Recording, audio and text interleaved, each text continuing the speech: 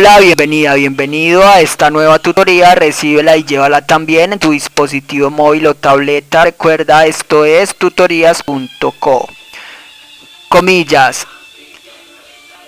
Los necios pierden el tiempo al preocuparse, al ver cómo los estudiantes hacen más cosas con el mismo tiempo. Comillas. Como se observa en la figura, el ejercicio planteado consiste en crear un programa que permita mostrar el pico y placa de un día. Se plantea la solución en un programa de 29 líneas. En la línea 4, un vector día se inicializa con los días de la semana. Línea 5, un vector llamado PIP o pico y placa se inicializa con los pico y placa de los respectivos días. Se supone que los fines de semana también habrá pico y placa.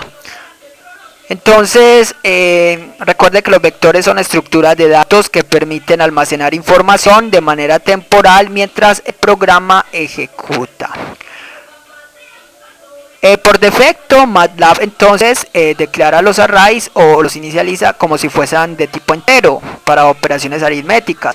Hay que convertir esto a tipo string, por eso en la línea 6 al mismo vector día o variable día le asigna esta lista día convertida a tipo string. Lo mismo en la línea 7, el vector pico y placa queda de tipo string, o las celdas de tipo string.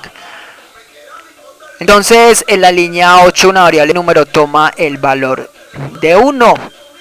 Esto para que ingrese por primera vez al ciclo while entre las líneas 10 a 29. Los ciclos son estructuras repetitivas que permiten ejecutar un conjunto de instrucciones repetidamente, aprovechando así la velocidad de procesamiento de datos de un computador.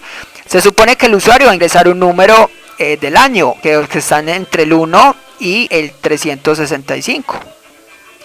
El ciclo while se plantea por si hay un error, es decir, si el usuario ingresa por ejemplo el 400, que está fuera del rango, entonces, en ese caso, no ejecuta el pico y placa, sino que muestra el mensaje de la línea 27 que ingrese un número válido y continuará en el ciclo pidiendo el número.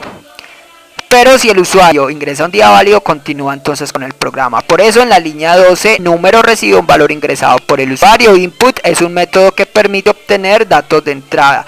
Entre comillas, se indica el mensaje al usuario para que ingrese. Aquí indicamos que ingrese el número del día del año y usamos condicionales líneas 14 a 28. Recuerde que las sentencias condicionales permiten a un programa tomar dos o más caminos alternativos. Línea 14, si el número es mayor que 0 y es menor que 366, es un día válido. En ese caso vamos a las condicionales de la línea 16 a 25. Entonces hay que validar primero si el día está entre 1 y 7, y si no, si es un domingo, y si no es un día del 1 al 7 ni es un domingo, ya vamos entonces con el operador módulo qué día es. Entonces línea 6, si el número es menor o igual que 7, simplemente en la línea 18 se imprime el vector día en esa posición y el vector pico y placa en esa misma posición. Recuerde que los vectores día y pico y placas son respectivamente correspondidos en el mismo posición, o sea que el pico y placa para el jueves será 0, 1, 2, 3, etcétera. Print es una instrucción que permite mostrar información por pantalla. Se muestra texto o variables, las variables van al final separadas por coma, el texto va entre comillas. Para mostrar entonces el valor del texto, o mejor, el valor de las variables en el texto, se usa la nomenclatura del tipo de dato. Ya sabemos que el vector día y pico y placa son de tipo texto o string. Entonces para mostrar esos valores se usa porcentaje %. Se separan con 2 puntos para referenciar entonces el pico y placa de ese día. O sea que si el usuario ingresó el 4, mostrará entonces el jueves y 0, 1, 2, 3. Ahora, si no, línea 20, si no es un número menor o igual que 7, sino que el número módulo 70 es un domingo, ya que el número es múltiplo de 7. Si es un domingo, entonces simplemente se imprime el vector día y pico y placa en la posición 7, en la línea 21. Y si no, entonces, para saber en qué día es, simplemente observe la operación número módulo 7, en la línea 23. Si el usuario, por ejemplo, ingresa un 23, entonces el residuo entre 23 y 7 viene a ser 2, ¿sí? Porque 7 por 3, 21, sobran 2. y la posición 2 del vector será un martes. Entonces corresponderá al día 23 a un martes.